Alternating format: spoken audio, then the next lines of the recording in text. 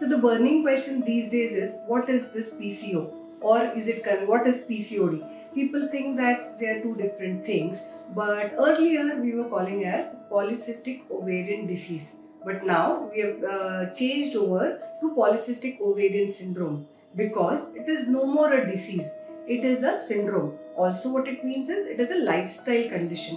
It is not like a pathological problem or a disease in per se. So it is a combination of clinical features, the symptoms, the signs, and the blood investigations and the routine ultrasound investigations what we do. Combining of all that, it is named as polycystic ovarian syndrome.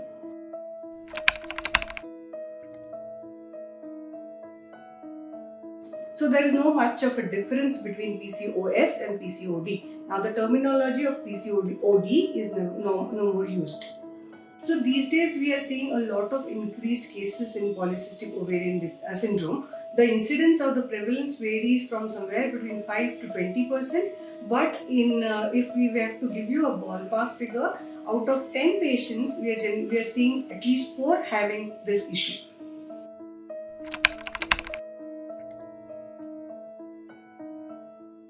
So before answering this question, I would just like to give a brief about the normal menstruation.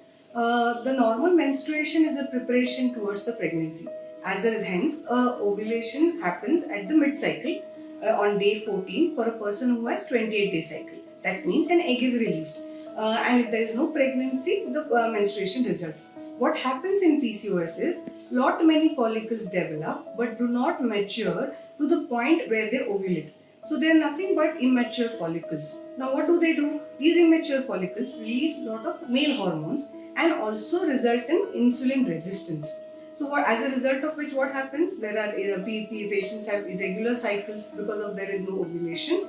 There is thinning of the hair, male type of hair growth, like especially on the chin, the upper lip. And because of insulin resistance, there is diabetes, early onset diabetes. There is pigmentary changes of the skin, especially on the neck, the underarms, under the breast. And if there is no ovulation happening, then it becomes a little difficult to conceive. So these are the major symptoms what a lady with PCO presents to the OPD. Now, people who are, all of us have become a lot of sedentary in our lives. Sitting is the next, smoking is what is it called. So people who are physically inactive are at a high risk of developing or having hormonal imbalance. There is no particular cause as such where we pinpoint as to this is the cause for polycystic ovarian syndrome. It is a multifactorial syndrome or a condition.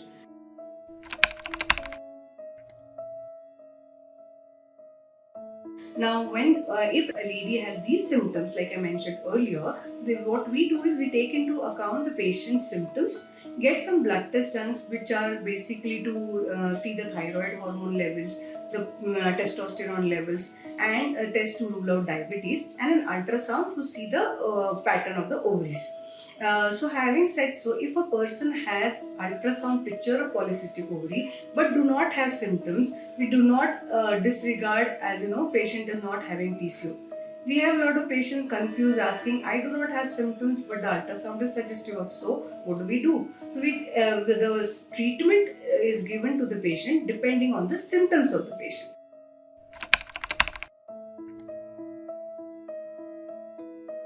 The treatment of polycystic ovarian syndrome, the mainstay of the treatment is lifestyle modification, which includes healthy diet and exercise. These two things have to be a part of one's routine and not done occasionally. People do get disheartened saying that, oh, I've joined gym for 3 months, nothing is working out.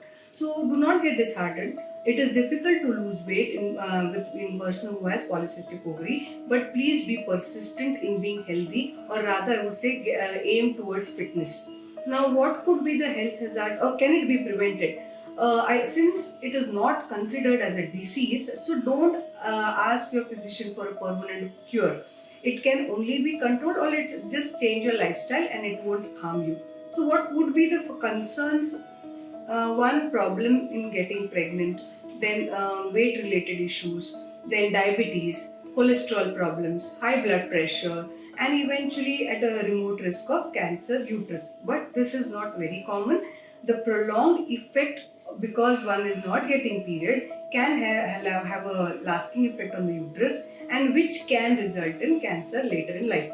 But all these problems can be circumvented by mere changing the lifestyle. Now, the treatment options, of course, hormonal pills are available, and we tailor it according to the patient's clinical features. They are not for lifetime, they are only to treat the symptoms.